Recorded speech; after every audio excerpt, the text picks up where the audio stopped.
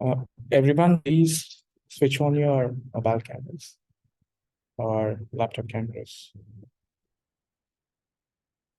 Shreya, everyone joined? So I think most of us are here. I'll just double check. Okay, then. Sure.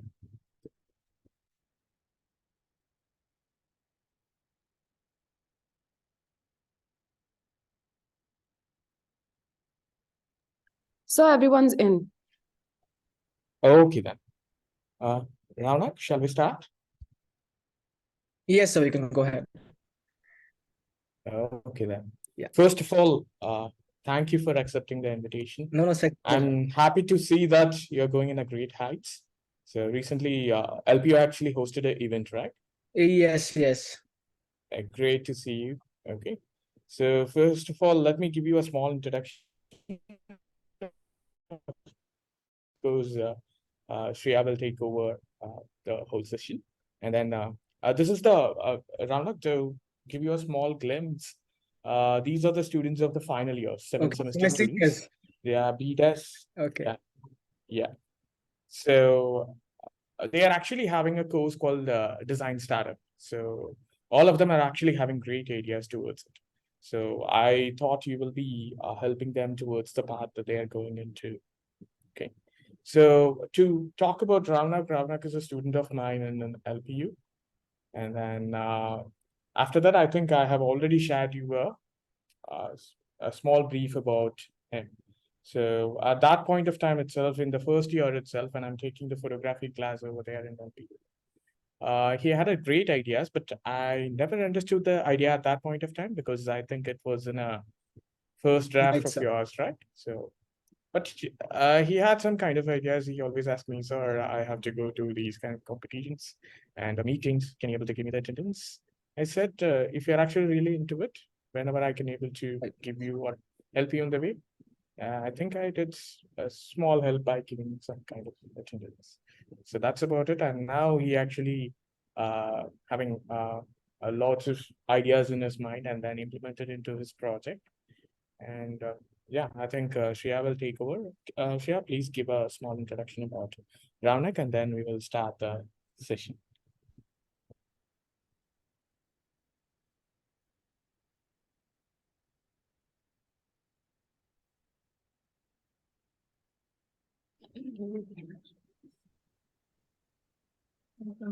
Yes, sir. I hope I'm audible. Yeah, you're All right. So as we know, right now we have with us Mr. Rounak Adhikary, and he is an entrepreneur and designer himself.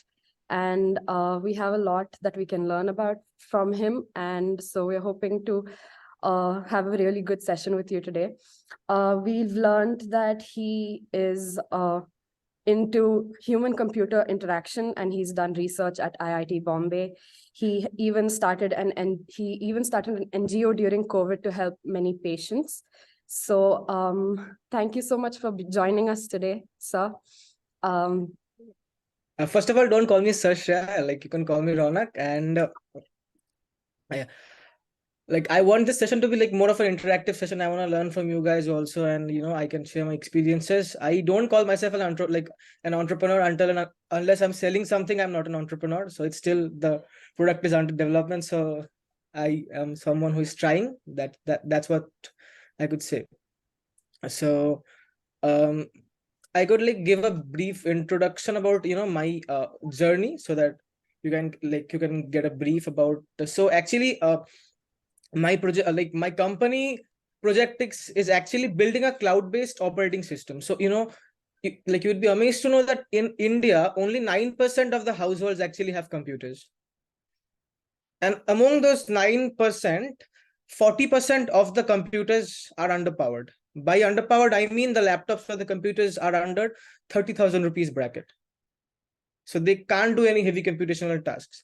And I was raised in rural Bengal. So only my house had the computer in the village, and that was also very underpowered. But once I got internet connection at the age of 12, then I saw that how big of a change it can be. And when I came to college, I saw that people across India had this issue. Everyone, most of the people, not all, but like most of them. And then once I got into HCI, I thought that, I might try to solve this problem, and I'm still trying to solve this problem. And so we are building a cloud-based operating system which runs on any device. Okay, so no matter how underpowered your laptop or computer or which device is, if you have a decent internet connection, then you can run the heaviest of applications in it and get your things done from pretty much any place. And that's our first product which is being built, and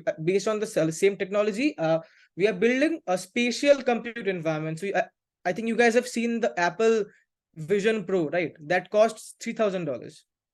So what, like, they have integrated the chips and everything inside the device. So what I'm doing is that I'm using our phone. And like, how many of you guys have used Google Cardboard? Any of you?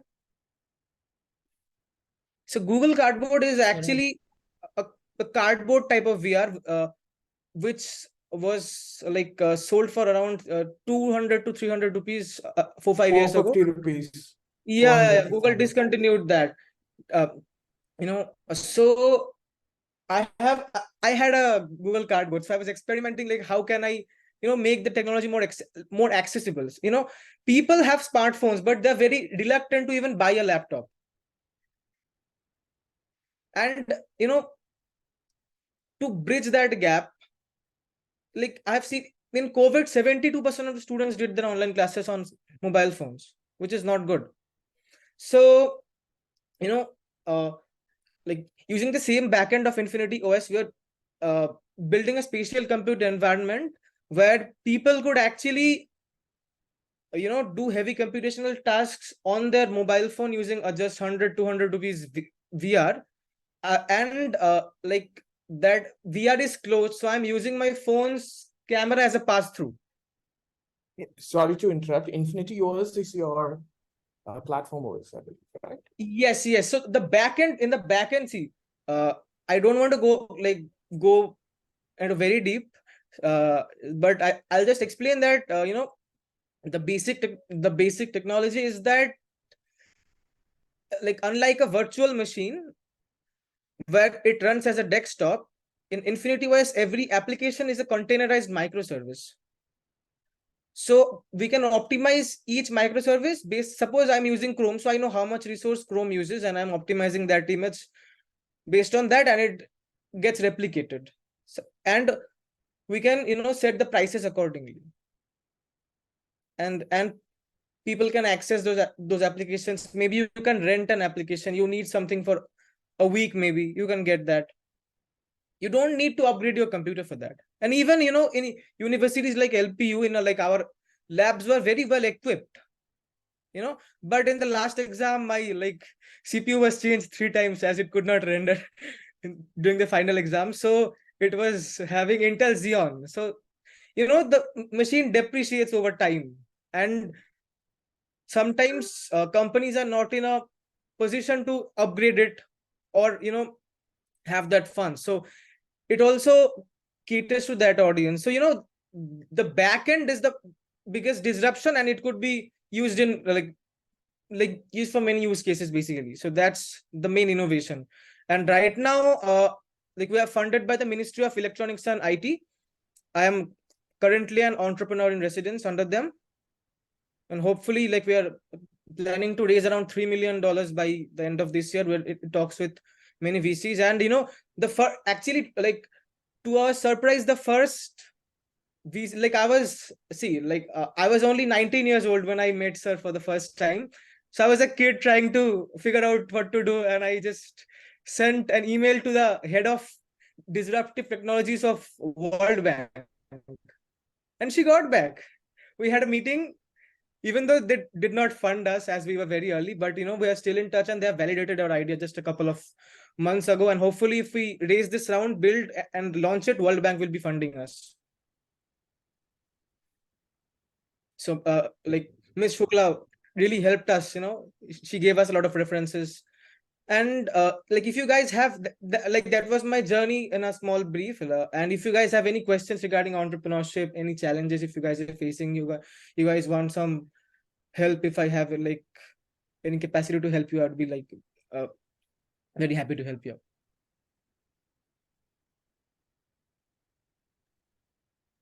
The students do have some questions, so I guess we can get into that slowly. Yeah. You want to start off? Yeah, sure. All right. Yeah. Yeah, so the unique selling point of your OS is quite interesting. So can you delve deeper into the dashboard you have mentioned, how truly the B2B operations can be game changing in your whole project? So you want to know how like we can impact the B2B market for the like for the web version of our OS, right? So initially, what we were planning to initially we were planning to make an operating system by itself. So we took Chrome OS. It was open source. So we wanted to work on Chrome, but there are two major challenges in the B2B sector. One is there is a legacy issue. People don't want to change. That's one issue. Even though they have to pay more, they don't. And the second issue is, like that's for both B2B and D2C. But the thing is that the lesser the friction, the more the penetration actually over there. So if I had to install an OS in every device, suppose one user is habituated with Windows or Mac, he only wants to get one or two things done. Why would he change his operating system? So why don't we bring it to the web? And that was very feasible. And for B2B, we need to see in B2B, one size doesn't fit all. In D2C, I can target a certain audience that I want to cater to these people who love this and who live in this area, have this income background, and then I can target. But in B2B, we have to, see what this business actually needs, handcraft the pricing for them. And if we do that, then we get the highest traction, that I believe. And I haven't done it myself yet. I've seen my friends, peers do this. So this is something I've observed in the last couple of years.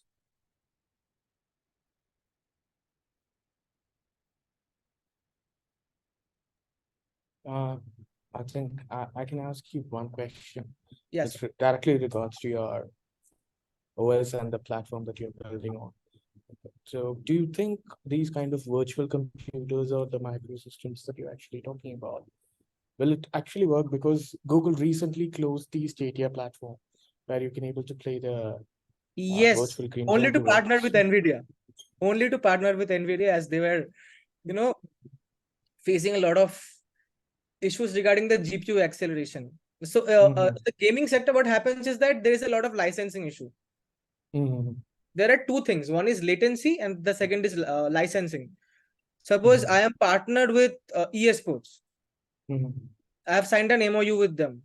Suppose I am Google and I have signed a non-compete agreement. So they can't actually do business with NVIDIA. So actually, one core member of NVIDIA virtualization team is our advisor, Carlos from US. I'm working very closely with him. So that's the thing. So NVIDIA, since they have that edge over Google in the semiconductor industry, so that's why Google didn't actually want to compete with NVIDIA in that thing. Because they have all the resources in the world. If they want certain technology to be implemented in their platform, they can able to do it. But what do you think their fall behind that particular platform? So one is the licensing thing that I told, and the second is, even in the Google server, Google doesn't manufacture semiconductors. They are using NVIDIA's semiconductors, so they'll buy it from them. And if NVIDIA is using the same resources, they can sell it for much cheaper. So there is. But what about the latency problem in India? Because even in the fiber connection, our latency actually goes either from 10 milliseconds to all the way up to 70 milliseconds, even though our speed is actually 100 to 200 Mbps. for any kind of gaming to be responded in a proper way, we need anything below 5 ms, right? Right, sir. Right, sir. But for your platform, is it necessary for the latency to be, See, latency issue still persists. It will persist for the next couple of years. I agree. But for gaming, you need, like, there is very less room for error. Suppose you're playing a game and someone could kill you in the fraction of a second. So there is not much room for error. But in our system, if suppose you are writing a document, browsing the web, and we can do part rendering anyways. So that thing could, and the web encoding, the compression of the images, these technologies are being, are getting better day by day. So I think that, and like actually we plan to use another VNC server, but right now, looking at the circumstances, we are actually making one from scratch. This is a challenge, I understand. But for gaming, this is really hard at this point of time. It's really hard. So it could be actually countered, since see, NVIDIA could have launched this service globally, but actually latency also depends on the distance between the server and the host and the client. And these NVIDIA servers are being set up in US. We sitting in the other side of the globe, the latency has to be higher. So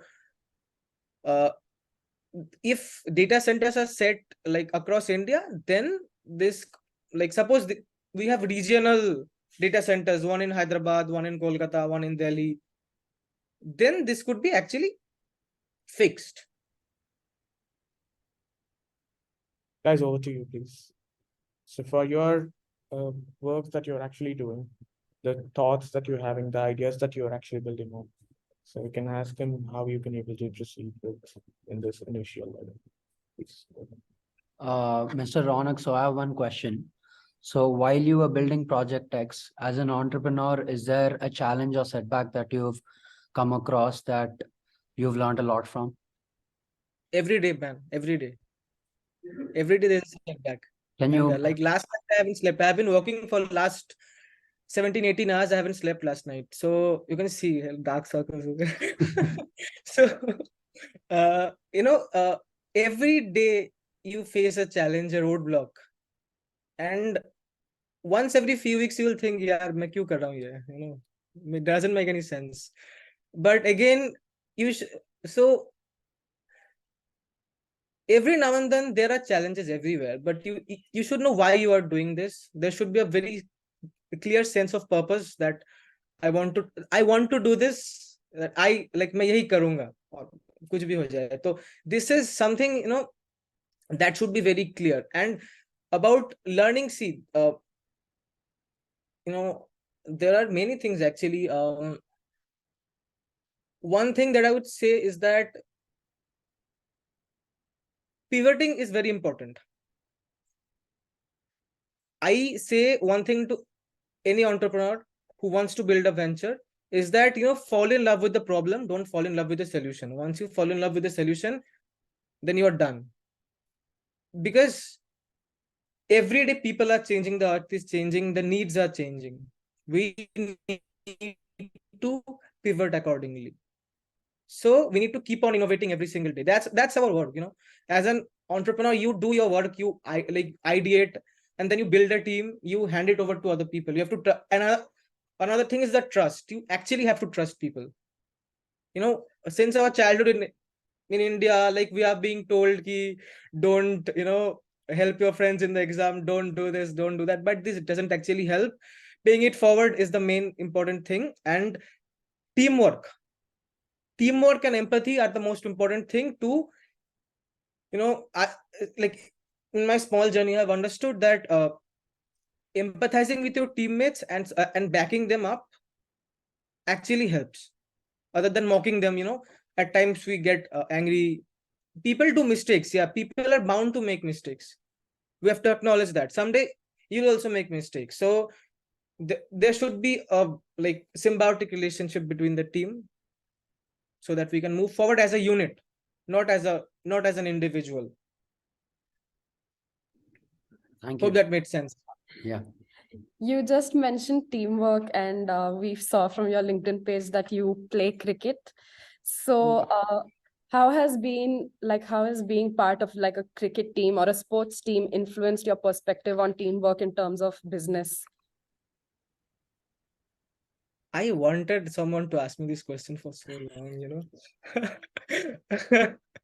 So actually, till the age of 18, I was very sure. I'm gonna play for Indian cricket team. I played for state level also. I played till state level also. So in the last 1.5 years, I haven't been playing actively, but last couple of months I have been playing. So, you know,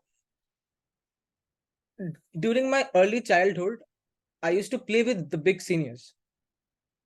So when I was in class 4th, I used to go to the ground and just sit and see the seniors play. One day I just used to go. They did not used to like let me bat. So I just used to bowl to them. I just wanted to be a part of the team.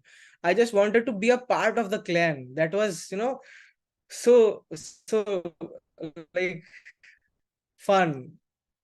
I got hurt, I got injured. And later, there are different shades. Like when I was a child, then I got into professional cricket, and then the thing that happens is that sometimes you end up having superior complexity, which is very bad, which kills you. Okay, so I have learned it the hard way. In the team, you can get mocked. How when you are doing well, others might be having a rough time. When you're having a rough time, others might be having a good time. It doesn't actually matter. This is how the world works actually. Duty to be beside them and help them out. That's something I have learned through my journey. And we can't win a game unless we are playing as a team. You can't win a game alone. It never happens. You might be a very good batsman and your bowlers end up giving a lot of runs and you lose. And the same. It's inversely correlational, isn't it? So this is what I have learned, and I'm still learning a lot. This is my experience. Thank you. Apart from that, what advice would you give to aspiring designers like us who are interested in maybe merging their skills in creative skills as well as technology? Can you And just re-answer that question? I like once again, just designers who want to bring in creative skill as well as technology, what kind of scope is there? What advice would you give? see, technology to nowadays, like after the AI revolution, it is not a challenge. You need to understand how things are happening, and as a designers, we're always problem solvers. So once you have a knack of solving problems, you'll end up learning things anyways. Even though you don't know how to code, you will end up learning it if you want to do something that is inside a designer. I know. So if you want to do something combining both of them, if that was your question, I would say we need to be aware first. We need to be aware that what's going around and identify a clear problem. Sometimes I've seen many entrepreneurs or even like normal people who want to do something, they are not very sure of what they're doing and why they're doing. If the what and why are clear, then the how follows up. Okay, the how follows. It is something like if the why doesn't change, the how you'll end up finding the how anyways. So like I don't have any specific answer if you want to combine design and technology, because right now what designers solve, like most of may I know like what's the guys everyone, so that I can get a better understanding of what majors are you having in college? Communication design. Communication design. design. Okay. So you guys are like anyways like working with engineers, working with technology. Am I having a poor internet connection? No. It's good. It's good. Oh, their internet actually is a bit No, laggy. their internet is also good, I believe. I'm Okay, not seeing any lag. okay. I There's just a saw this there's a be slight frozen. lag Okay, though no from our problem. So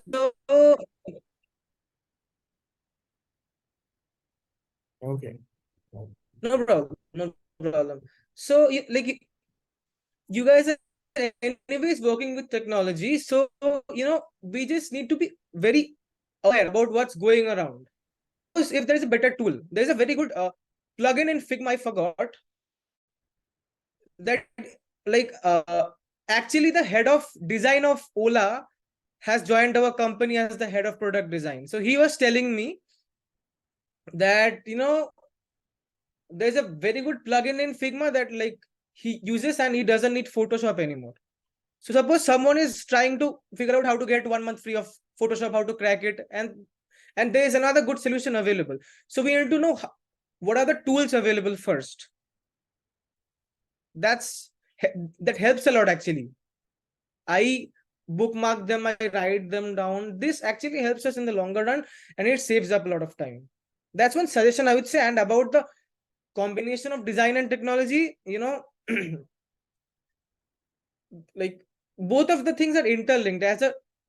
As a designer, we are anyway solving like problems, no matter it's technology, or it's anything else. Maybe like some experienced designer could have given a better answer, but this is the best I could do. No. This is what we actually want, because see, if we can able to bring some people who are actually much more experienced, but the gap between the students actually gets long, even though they actually achieved so much more. You can't able to get more inspirations. Of course, they are actually good.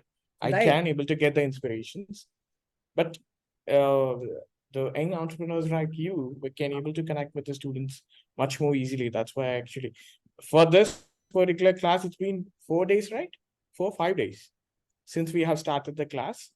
And Rounak, I want to tell you the structure in here, it's totally different from LPU. So if we start a subject, I'll be with them 6 hours a day. I think, yeah, 6 hours a day throughout that particular subject. It's a blocking system. Okay. Excuse me. They don't have any other subjects when they're having one single subject. So it's been blocked for 10 days. So you are the first one to be here with them. That's my pleasure, sir. That's really a pleasure. I've heard a lot about Woxsen. Yeah, that's really our I've pleasure. heard a lot about Woxsen. Okay. Yes. Yeah. Yeah. Guys, please. Guys, you can ask your ideas and then how you can able to put your ideas to the venture capitalist or the people around the world project. Please go ahead. Hi, Mr. Ron. This is Siddharth. Hi. Hi, Siddharth. Firstly, I really liked how you said you're not an entrepreneur and you're, a product builder, product designer. And I think I actually share a screaming passion for product building too. I love entrepreneurship because most of the skills it involves, be it from sales to team building to just platform product building, everything, I'm all about it. But I had a startup before a year ago, and I've run it for a year. We've grown, and eventually, after talking to a couple of other entrepreneurs, I've learned that it's not scalable from there. It was an online learning edutech platform for music. And after that idea was put on hold, and to move on further, I was thinking that we need another problem in this niche to solve. And I think in entrepreneurship, I think we need more entrepreneurs because we can all solve more problems and make the world a better place. But to even solve a problem, how do you find a problem that's worth solving? That's you. In your story, you had come across a problem growing up and you thought, okay, you know what, I'll be able to solve this. But was there any time where you were deliberately looking for a problem to solve and think, okay, I see a gap over here and we can build something here. So how do you find a problem worth solving? Because there's so many people trying to innovate and create stuff every day. There's very little gap, I believe. See, I agree that there is very little gap, but people keep changing. I always say, once they have something, they need something better, and we end up having the better technology like every single day. Okay, so the core idea behind Infinity OS, I had the first-hand experience of the problem, but I saw that the web OS platform is not very scalable. Anyone who is having a well-equipped Windows laptop is not going to pay me a single penny. Even if they end up paying, they'll not end I can't make a lot of profit out of it. I can't run an organization. I can do a B2B business. I can go to universities, MSMEs, SMEs, enterprises. I could sell it to them, but after a point of time, it stalls. Yeah. The growth is stalled, as you said, because for growth after a certain period of time, we need a lot of money. A lot of money, which at times, most of the times, people don't have. A few people end up getting lucky. Some big VCs back them, but it doesn't happen. So we have to pivot. You can change the whole, you can, change the whole direction, or you can have a branch out of the main idea. This is what the spatial computing environment is. Until and unless I had seen Apple Vision Pro, I couldn't ideate that thing. I saw the gap. I did that math actually in my board. So in India, 9% people have computers and 71% people have 4G smartphones. So the gap is 81%. Okay. So the gap over there is 81%, and that's a huge margin. By 2027, 2028, India will have 800 million 5G users. And among them, around 56% will be students. Students need computers, be it any branch. Sorry. So I saw that opportunity, and then I looked at the Indian market. Even if I could bring the cost of that headset using, affordable, even though if that would have been priced at $1,000 or 84,000 rupees, 86,000 rupees, then no one would buy it. Because I would strongly recommend you guys to read a report from Bloom Ventures called the Indus Valley Report.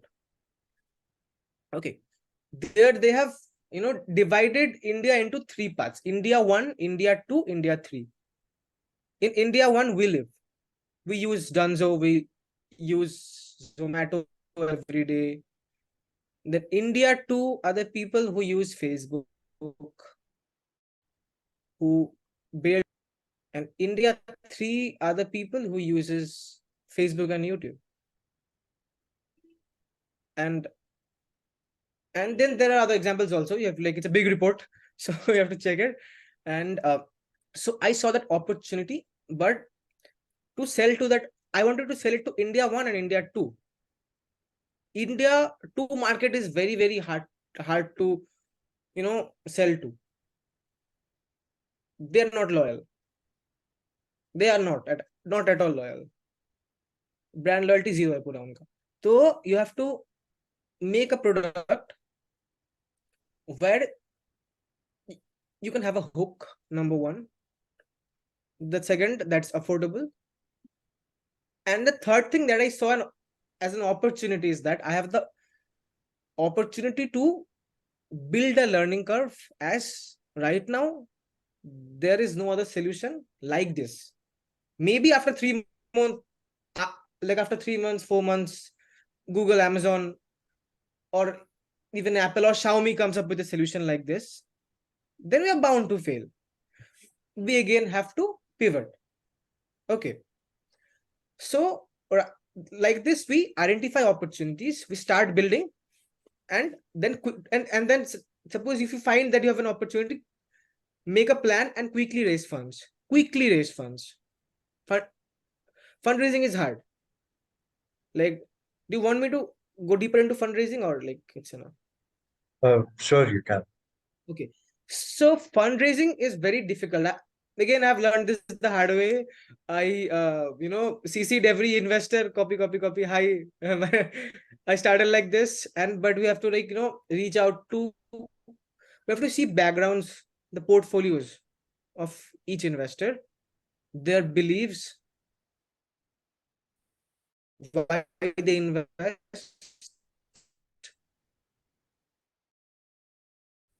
their company's mission, vision, and then we pitch accordingly. You have to pitch.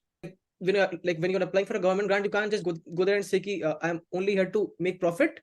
There is no social good out of my company. Then they'll not end up funding you. And suppose you're making a for-profit social venture, you go to a big VC like Sequoia Capital, Tiger Global Management, and you say that I am here to make the world a better place. Give me $5 million. Thank you so much. This happens with the government. They give you money. But if you can't show a path to profitability, you can say that we're going to burn for the next 18 months or so, or even the market is this big. They'll not end up funding you. You have to show them the path to profitability. And then you can fail, of course, but they should be sure that he can get there through this way. A very big example is that, suppose you're making another Ola or Uber. An application called, I forgot the name. You can just share the fare. You can put your own InDrive. Have you heard of InDrive? It doesn't run in Hyderabad. Okay. It's famous in Delhi, Kolkata, in these regions. So suppose you are making an Uber. You go to an investor, you have to tell him, I am making an Uber, but with a bigger audience, but with a bigger target audience. Then he'll end up funding you. They love big target audience and profitability, VCs. Otherwise, they'll not fund you no matter how good your idea is. This is a challenge, This is why it took us so long. We could have raised a pre-seed funding, but it doesn't do justice to your valuation at all. So do you believe that with so many problems and so problems being solved, do you believe we can say you can do the same but do it better? Is that so? Doing better, cheaper, and faster doesn't actually get the things done. There are 3 Ds: disruptive, discontinuous, and the third one I forgot. I forgot that it was in a very famous lecture at Harvard iLabs. Let me see. I have to check. There's like disruptive, discontinuous, and I forgot. There's a third D. So you have to build something that saves money and time both. If you see, I use the term disruptive because someone with a larger capital can hire more engineers and overtake you. So suppose they're habituated with one type of business model. You go and change it. Okay. These are the things. You have to make significant, you have to take significant leaps so that it creates a big difference in the business model. Only being better doesn't do the job. There are many other things that you have to take into consideration, because there are bigger players in the market who have a lot of capital actually. In the service sector, it actually works. If you want to make a service sector, like if you want to make a design agency, suppose, if you are doing quality work, you will get more work.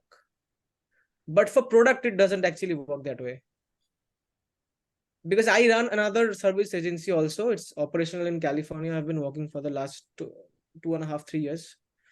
So I have a team who work right now. I don't work. So I have seen that there, if you deliver quality work, people will give you references. This, that, it works in the service sector. But for the product, like you have to, build something that's worth building, that people want. So one last thing is that there are two types of products that you can make. I think you already know that one is painkiller and one is vitamin. And both have different processes of making. You make a vitamin in a different way, you sell it in a different way. You make a painkiller in a different way and sell it in a different way. I'll give you a good example. You know the company Paperboat? The drink, What do they sell? beverage company. No, like what do they sell you? Fruit juices. Not really. They sell you nostalgia. Right.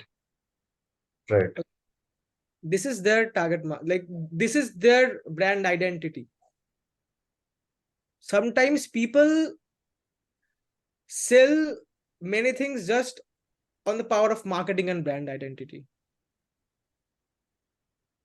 So that particular brand is a painkiller or a vitamin? That's a vitamin, sir. Okay. What I understood by the painkiller is you actually comfortable with the same product and then you actually up a bit to give the same thing again, right? Yeah. Yes. We already have a product of fruit juices, maza, so on and so forth. Then why can't it can be called as a painkiller? So like suppose you're having a frustration with something, previously I used a very old Windows laptop. It was very laggy. Then I bought a MacBook. It's like a painkiller. I just close the lid, We open both it. bought at the same time. Yes. Yeah. So that's the thing. And making both of the painkillers and vitamins are required. We have to identify. Whenever you see an opportunity and see, if you want to be an entrepreneur, you can never be an entrepreneur. That's the main saddest part. That's the saddest part, actually. You need to know, you need to have, as I said in the beginning, you need to have a very deep sense of purpose why you are building this. Otherwise, it's too hard. It's like way too hard for you to sustain as an individual, as a human being. There are like way too much challenges. There are highs and the lows are, you can go bankrupt. There is like, this type of consequences that might happen. So until and unless you have a deep sense of purpose why you are building this, and you are very sure, for first time entrepreneurs, I would say that that's the way to go. Once you have built one thing, you have experience, a seasoned entrepreneur approaches problems in a different way. They see problems, they know how to, they already have gone through the path. So, and the most interesting thing is that first time entrepreneurs actually end up making the most painkillers. Second time entrepreneurs generally build the vitamins. That's statistics, sir. Okay. And one more thing, since you guys are all students, you guys can apply for, there are like a lot of programs. Even if you have good ideas, you can apply for a lot of fellowships are available from the government of India. You can apply. There are a lot of opportunities. You can try, at least get your hands dirty, guys. Get your hands dirty, and things will follow. Rounak, I have one obligation.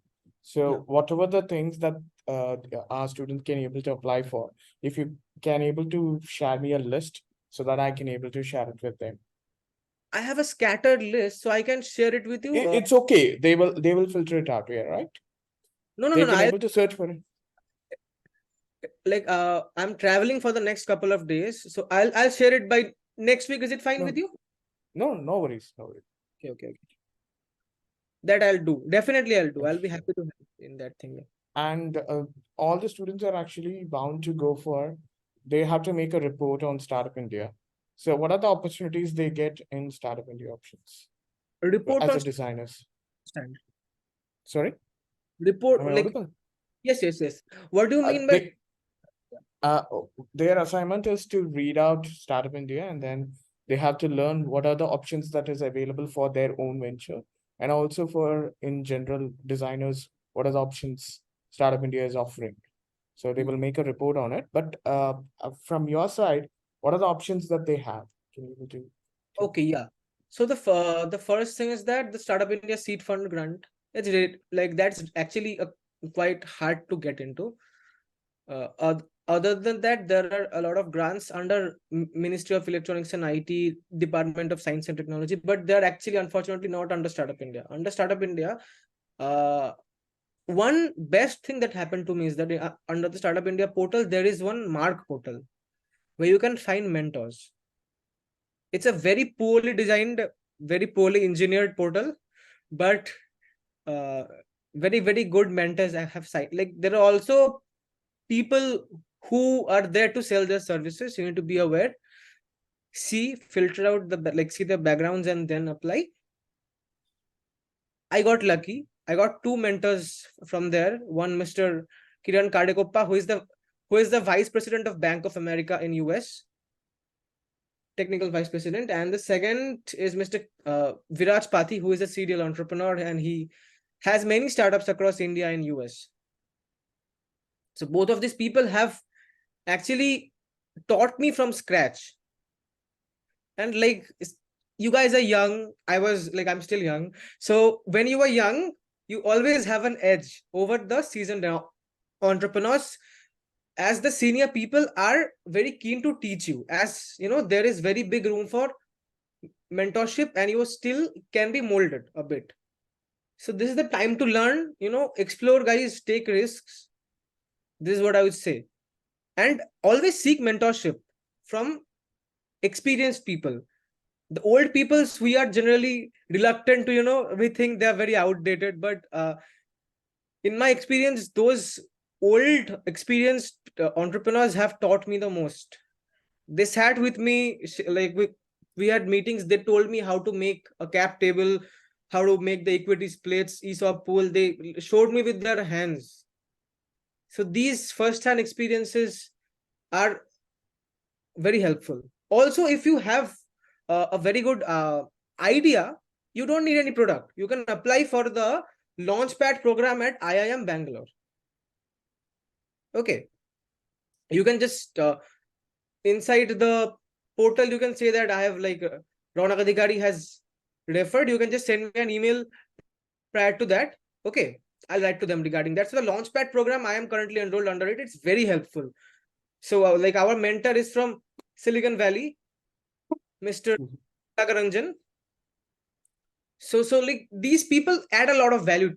Once you have experienced people helping you with your idea, you and the idea both grow. And then your understanding of the world also develops. No matter if your startup fails, it can fail.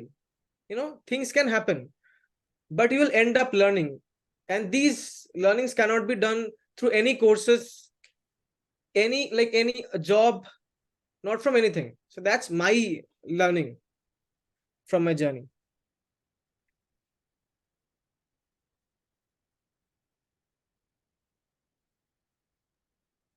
Hello. Can you hear me? Yes. Yeah. Hi, Ronak. I had this one question. So right now, I have an idea about creating a design-based platform where the main plan is to guide and mentor designers through a community-based platform. So my question would be, how, I think in your project also in projects you were mentioning about real-time collaboration, right? Yes. And the community building. So how do you go about, how do you go about with it? And how do you build a system around it? Okay. So you are building a design community first, right? Yes. Okay. So how is it structured? Is it a social media kind of thing, or it's So the main problem which I kind of found is, right, that if you look at the community design communities, there are various kind of communities outside India. But in terms for Indians, what to improve our designs or improve our ideas, we need good feedback, right?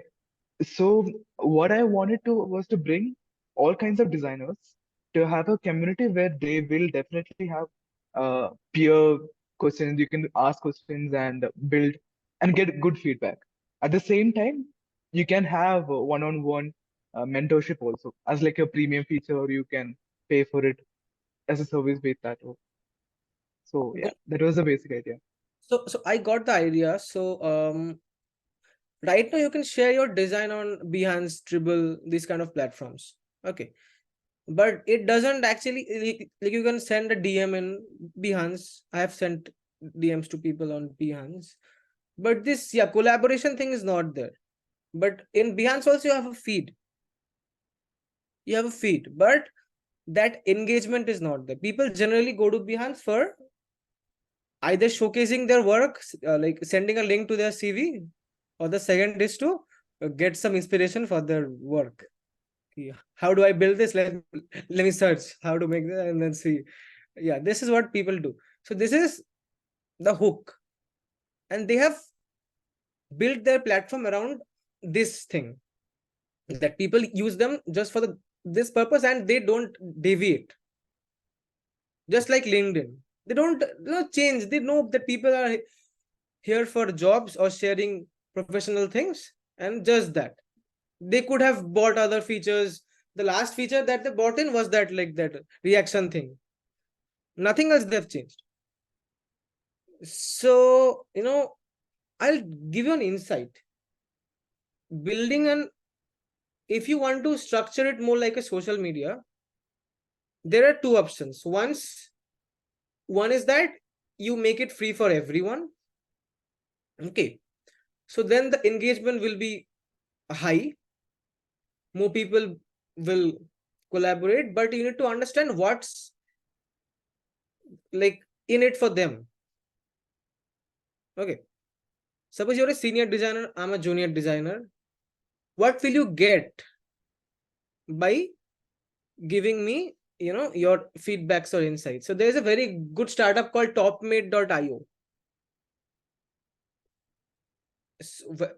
where people can seek mentorship or have one-on-one, and like have one-on-one meetings for like money. You can like set your prices, and then people can actually book a meeting with you and then have a discussion.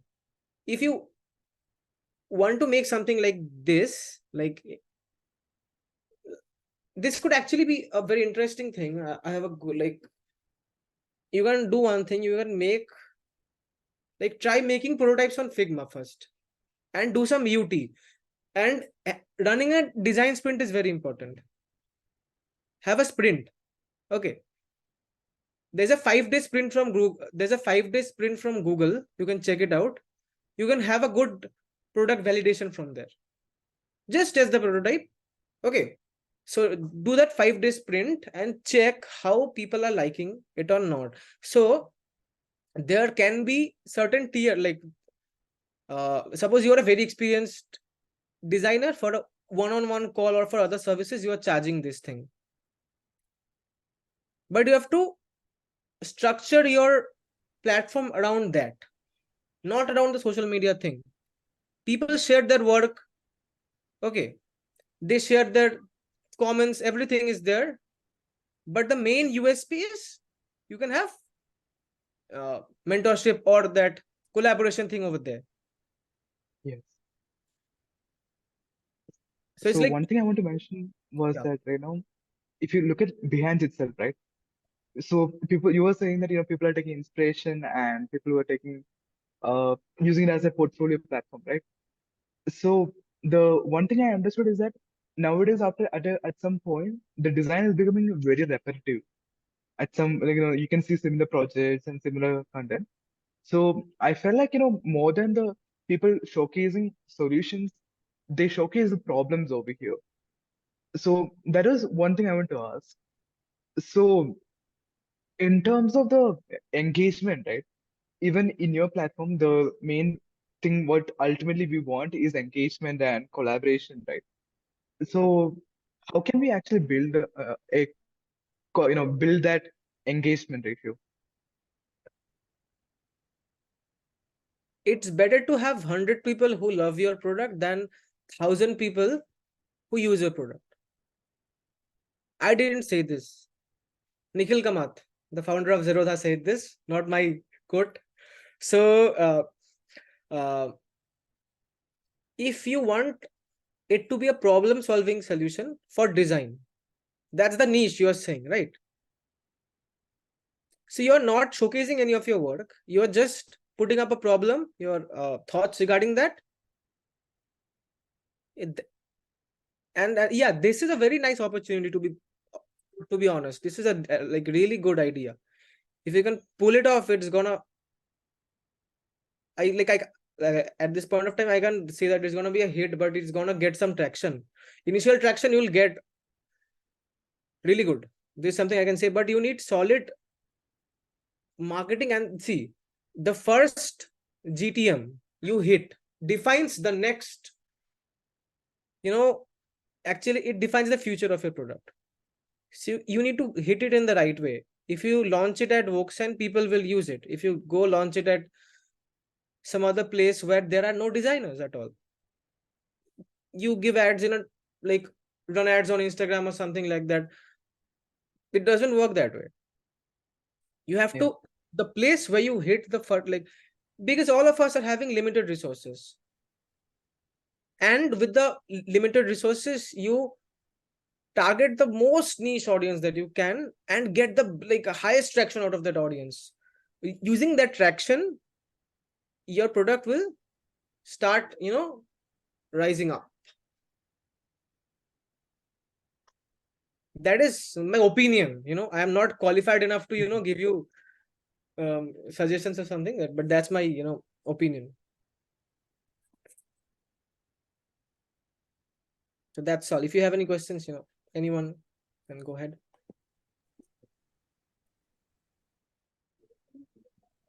Guys, anyone else? Guys, you can ask the questions with regards to your products also. How you can able to pitch. Also, I have one final question. Yeah, please. So yeah, so I think our final deliverable for this model is something similar to a pitch, right? So is like we have to finally pitch our design, or finally pitch our problem, and finally pitch for our business idea. So what insight would you give us in terms of pitching your idea, or in terms of presenting your work, because of the process with the process you have gone through for Project X? This is something you learn along. Pitching, I can say that go first, just say that this is the problem. You have to stitch a story around the problem. And initially, people are generally very bad at it. I still remember I was at IIT Guwahati, in the main auditorium.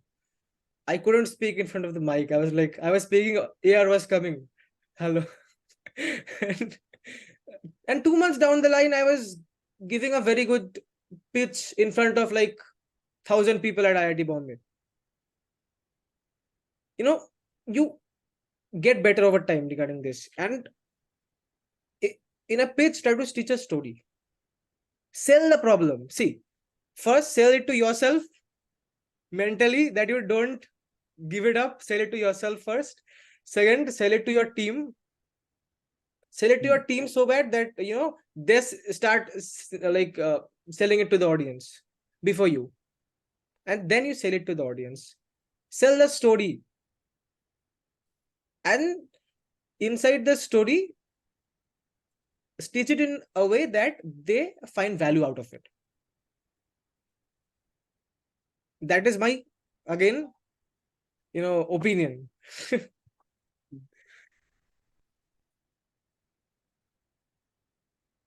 Thank you.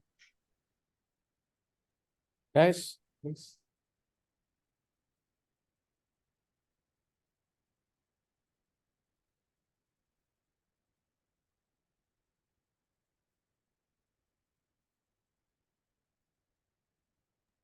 Anyone? Shreya, Just a anyone is second. there? So, yeah, Sure. there are questions. Just a second. Can you hear me? Yes, Shalini, go ahead. Oh, 1 second. Yes.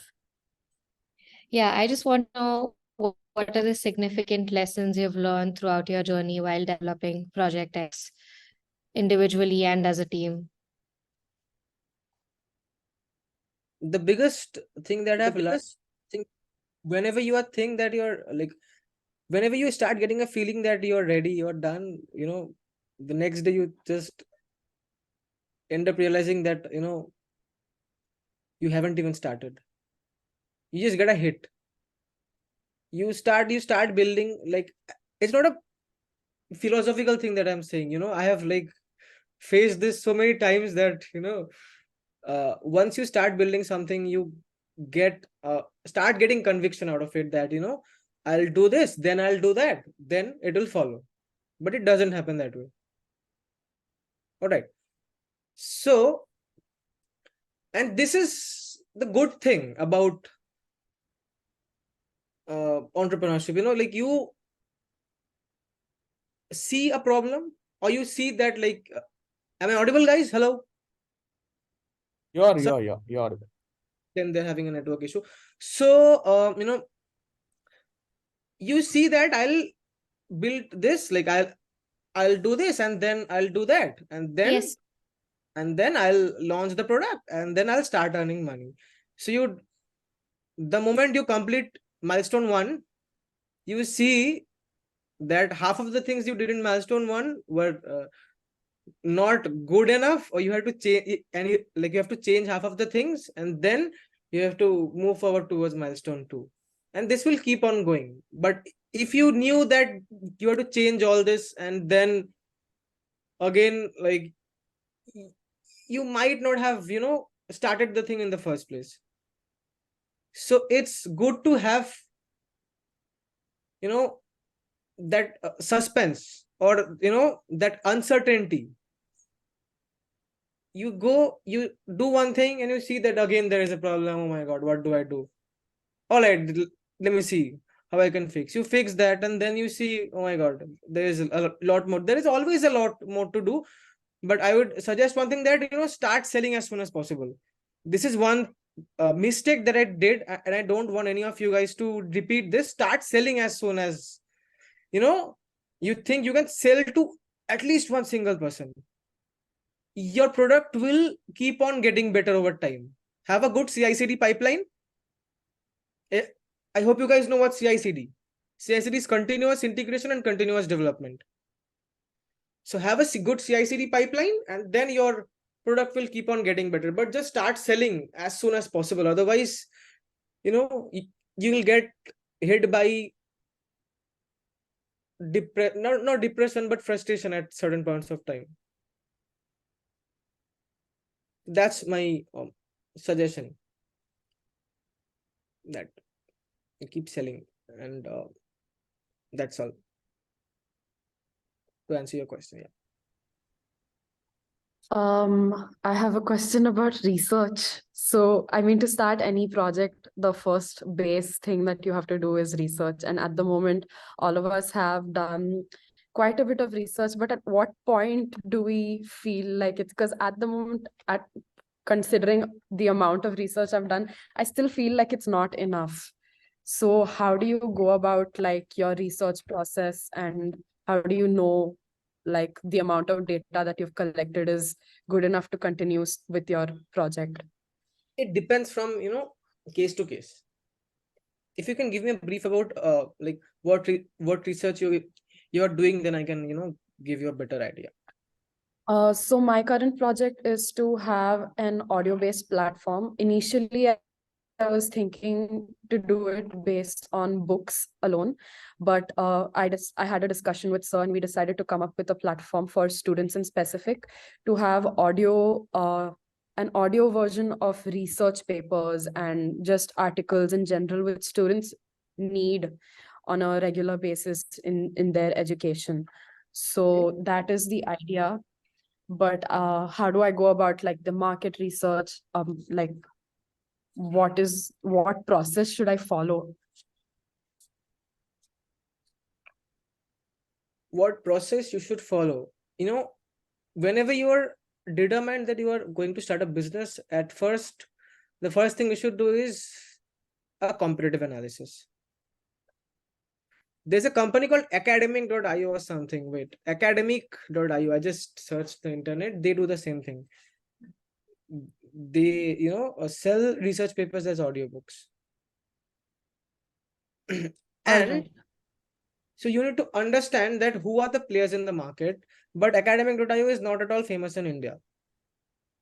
And you just can't take someone's audiobook and sell it as you just can't take someone's research paper and sell it as an audiobook. You have to take the permission, give them royalty, and it's a very complicated process, Right. Yeah.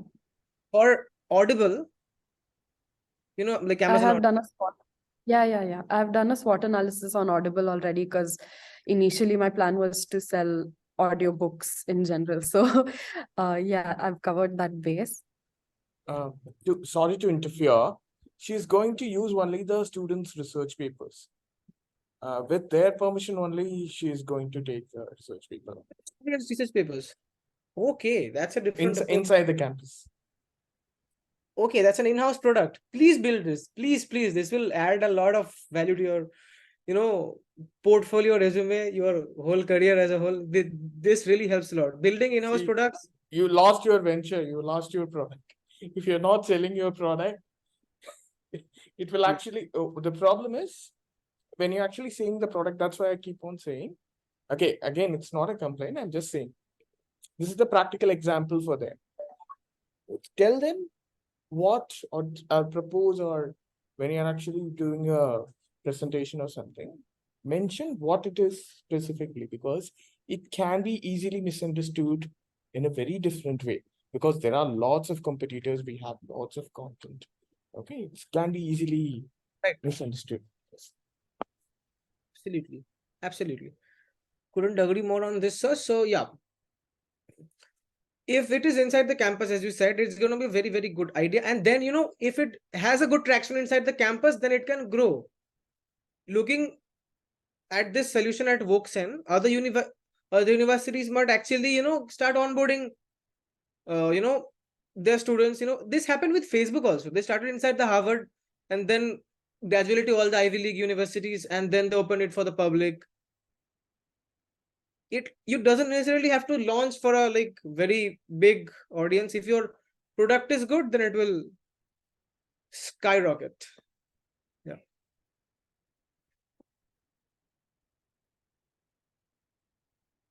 So that's my suggestion to you. And you should actually then look at academic.io. Yes. I have will shared it in the definitely group. give Thank you that. for it. I didn't know about that Thank platform. you. I just shared. Actually, I have seen a reel regarding that. That's why it hit me. Thank you for it. So, sorry, you can earn a fair amount of money from this, because the profit margins in this industry is very high. You'll be amazed to know. I'm not quite sure about the royalty that Amazon charges for Audible. It's from 60% to 80%. I'm sorry, I think it's something around. I have to check.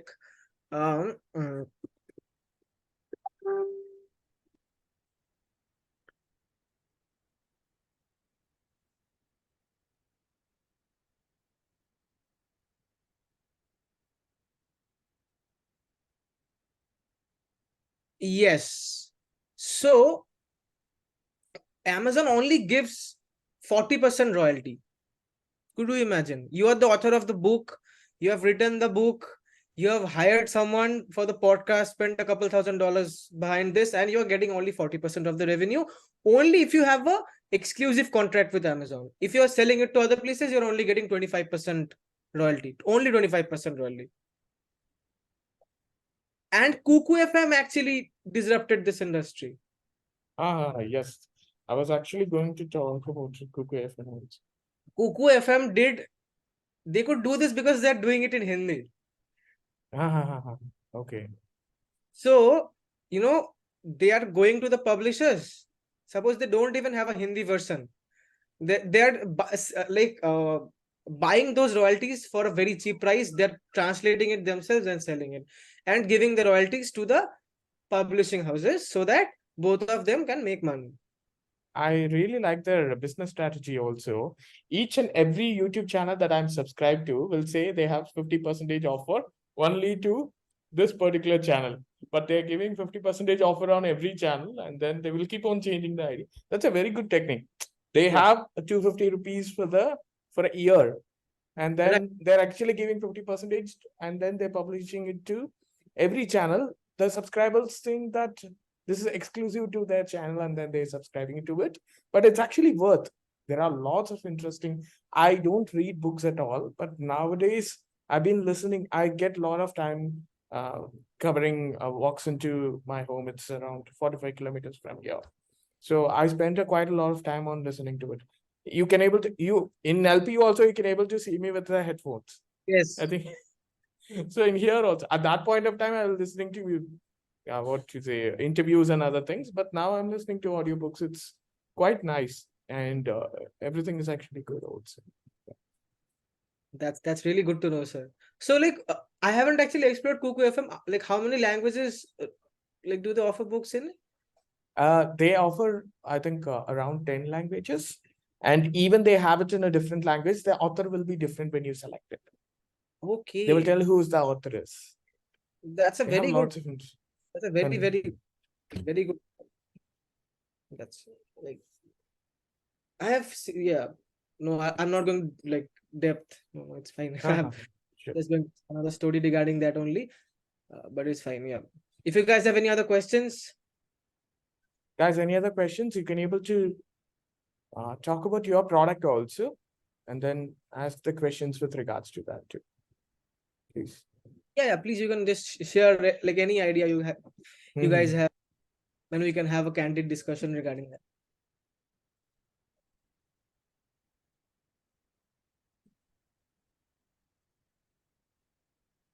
Anyone?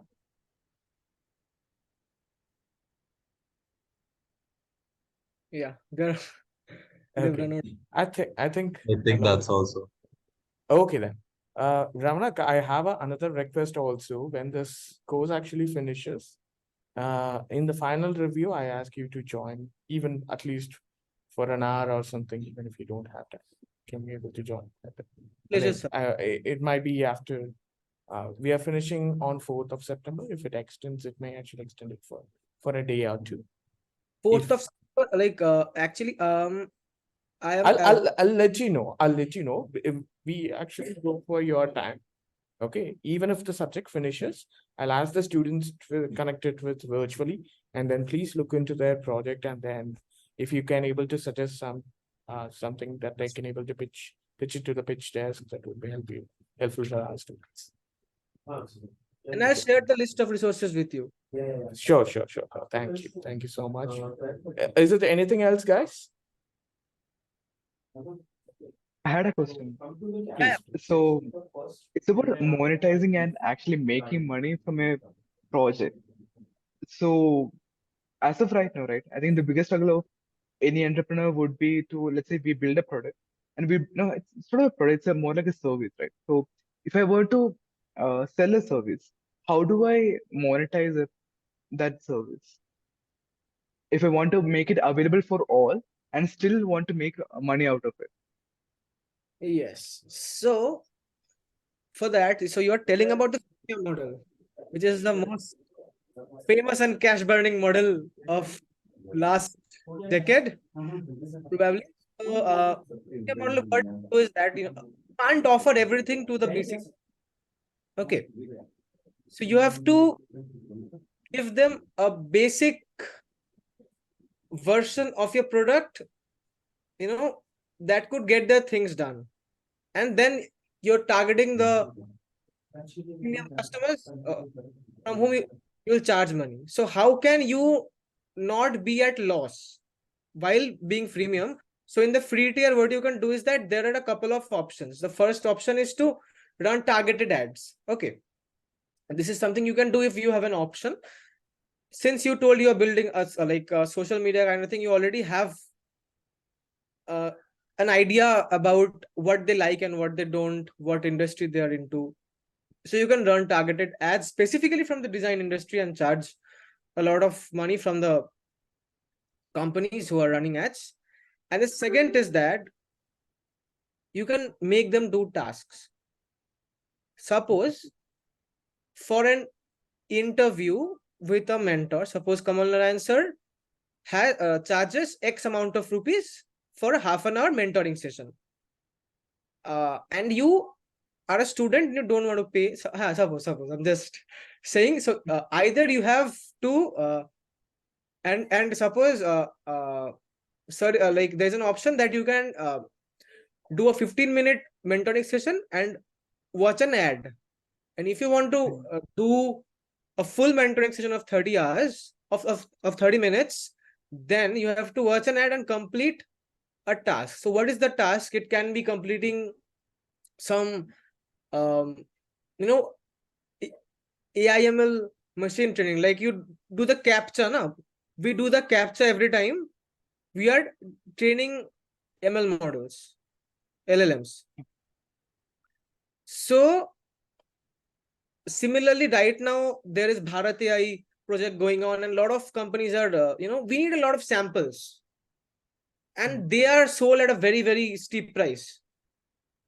We can make the people do those small questionnaires, tasks, and small things and earn money through this, and they can also get the mentoring or the thing that they want out of the free tier. This is how you don't run out of money and don't end up burning all. And for the premium, you can charge the money as it's already there. Yeah. Make sense? Yes. Data is very important. Like, data as much as एक mark के नीचे कोई नहीं देख.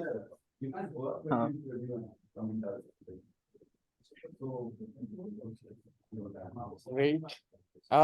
Is there any other question, guys? Shall we end the session? Sir, Yes, please. like I wanted to discuss about my idea. Like I wanted to know if it has a good potential on this side. Go ahead. Please. Yeah. If you switch on your So, camera, that would be sir, helpful. Okay. Yeah. So, sir, I'm planning on a platform that is completely focusing on street food. So this platform will recommend you with the places around you, like proper street foods around you. And it won't give you like multiple options. It will only provide you with the best ones. And yeah, it will also help you with the direction and the location of that particular stall, because there might be multiple. As a future plan, I'm also planning which like it will help in online ordering, like you have Swiggy and Zomato right now. So I have a very interesting feedback for this, not a suggestion this time. So the feedback is, you should look at the market opportunity at this time. You have such a nice idea about the street foods, which has very less, but for a startup, it could go big if you go pan India or something like that. The ONDC, have you tried exploring the ONDC thing? Have you read about ONDC? No, sir. Okay, you should read about ONDC. In ONDC, this will eat up the market of Amazon, Swiggy, these type of companies, as the whole marketplace will be decentralized. Okay. So you can leverage that. Okay, you can leverage that opportunity, and you told me that you're gonna sell suggest the best street foods. The best is very subjective. And for something like food, suppose you go to a market to buy vegetables, maybe there are 10 shops. Suppose I buy from this shop, you buy from that shop, you like that shop better. You can't say that this is the best shop. It can't go that way. So you can do one thing. Right now, AIML models can be very easily implemented. Okay. what you can do is that you can suggest people that you can you can have a small questionnaire. What type of food do you like? How do you like it? Sour, salty? How many times do you eat? Or some questions like that. You'll get a better, brief understanding about that user's eating preference, dietary preference, or taste preference. And based on that, you can suggest the restaurants and foods that they might like. And for the delivery, you can leverage the ONDC platform. Okay. And make money out of this. Make sense? Yes, sir. Rounak, I have a question regarding to ONDC. I've used their app also. Do you think it will work? Because I tried to explore their things when I actually came to Hyderabad. This is a prime city. Even in here, the services is not that much. I think they can able to make a difference on the areas where Swiggy or Zomato is not available, especially in the Himachal areas where we actually go for a trip or something. There is no Zomato available or Swiggy available, right?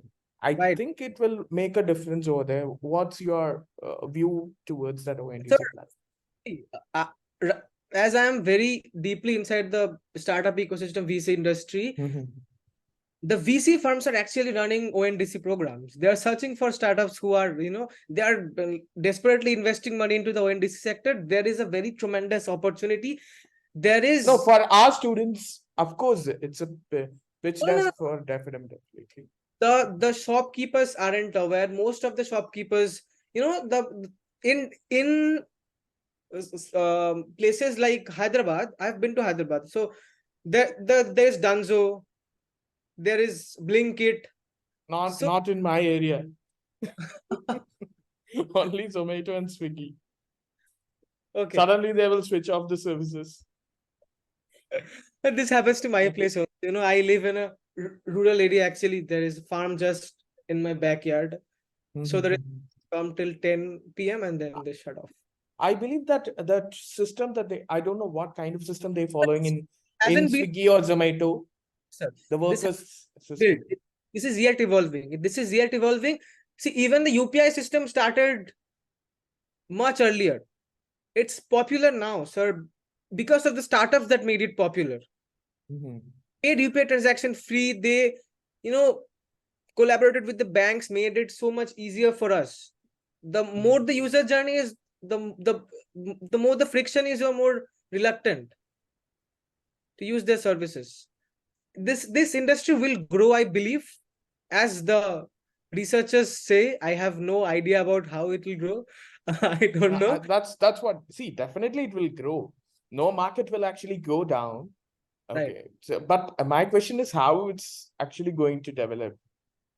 Because I personally believe that if they actually found out a system, because we actually seen lots of workers resistance towards how Swiggy or Zomato workmanship is going on. I believe there is a gap in that. If someone actually comes up with a better solution towards it, I think they can able to fill in the business model over there also. What do you say? They can. I agree with you on this point.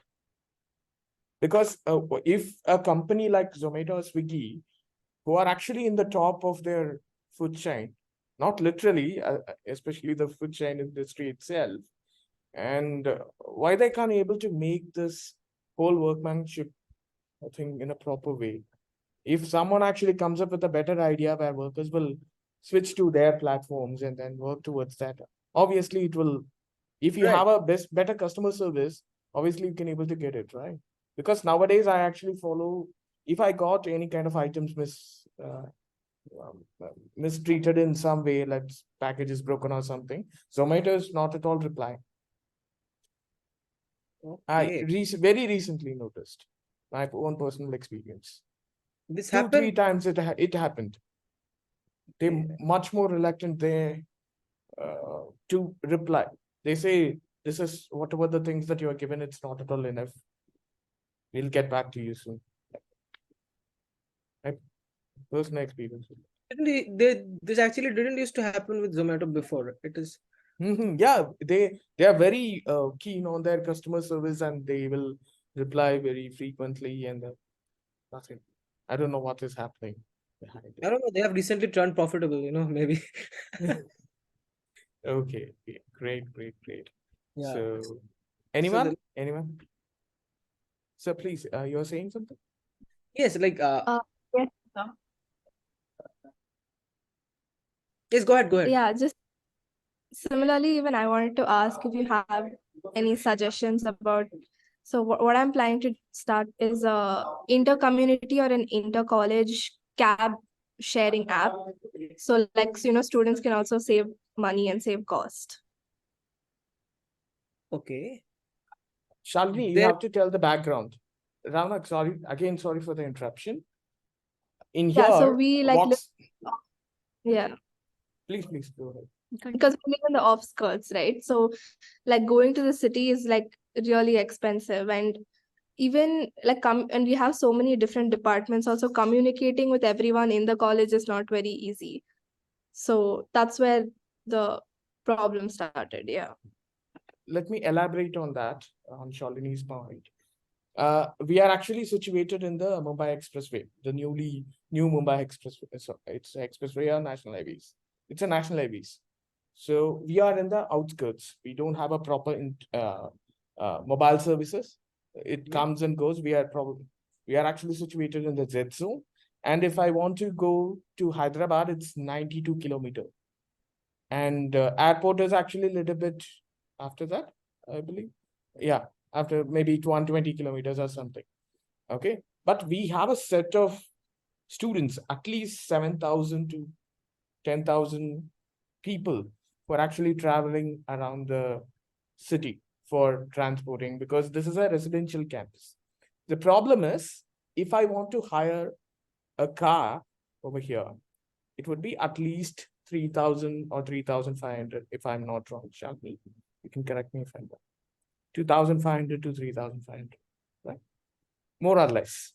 Okay, if one single student actually hires that, and some people actually most probably, they'll be taking their cab on weekends, which means Saturday and Sundays is a holiday. So they will take it on Friday evening. got it. So Shalini is building a platform. It's a travel buddy app where it's not like a message sharing app. Instead, the particular student will definitely hire a car. Of course, they have to go because the bus services is not frequent, and they wanted to go in a comfortable way. So what this app actually does is, if a student is actually going in that platform, she will mention, I'm going from here to here at this point of time.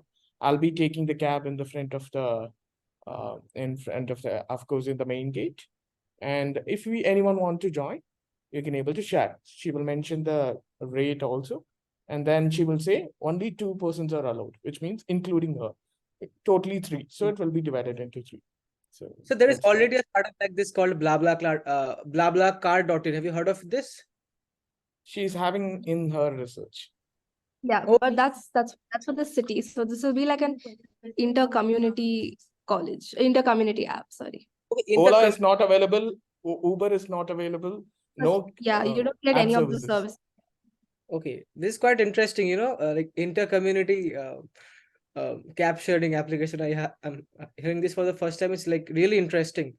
I would actually I would like to see like more of it to get a better understanding of how this works. Maybe you can do a sprint, as I said. Doing a sprint always helps. Once you have a soft prototype, please do a sprint. Okay. Otherwise, it is very difficult to, sometimes judge of how a thing will work. Unless and until we are doing that, we have like no clue. Once we get some validation or some experience out of this, we then understand that how we can, go about that. Make sense? Makes sense. Yeah. Thank you. Pleasure. Anything else, guys? Sir, I think that's about it from us. Okay. Thank you so much, guys. You can connect with me on LinkedIn if you. I already shared. Yeah. Awesome. All right, guys. Best of luck for your ventures, and don't just keep these ideas as ideas. At least get your hands dirty. Okay. It's always Yes. one. Guys. Thank you so much Thank you, for Rounak. joining us. Thank you for the Thank session. you. Thank you. Forward to interacting with you once again anytime sooner. Bye bye. Bye-bye. Take- Thank you, Rounak. Thank you so much for it. With one single call, he actually confirmed this. I want to mention that. So on behalf of the School of Art and Design, Woxsen University, I really thank you. We expect more collaboration with you, especially with our department. Okay. So of course, I'll leave you to the other departments also. But if possible, whenever you're actually coming to Hyderabad, please let me know. Sure, sir. And I'll definitely arrange a cab from here, hopefully from Shalini's app. Okay, so then I'll bring you offline so that even if my subject is not running, so they will be occupied in other subjects, but I'll arrange you a proper session with all the students of our department and school, and then you can able to interact with them. Yes, Thank you, Rounak. Thank you so much. I like to see you grow in a very fast pace. Of course, you worked a lot towards that project. I know that. I've seen through it when you had it as an idea. So hope to see you in a very great place. Thank you. Always grateful to you, sir, for that. Thank you so much, sir. Thank you. Thank you, guys. Guys, you have to come out for the class resumes today, right? So come at 2 o'clock. Yes, sir. Yes, sir. Today is Yeah. a biryani day. Have a lot of biryani. Don't sleep, have a coffee, and then come. We have something to discuss. Okay? Thank you. Sure, sir. Bye-bye. See you in the class. Bye.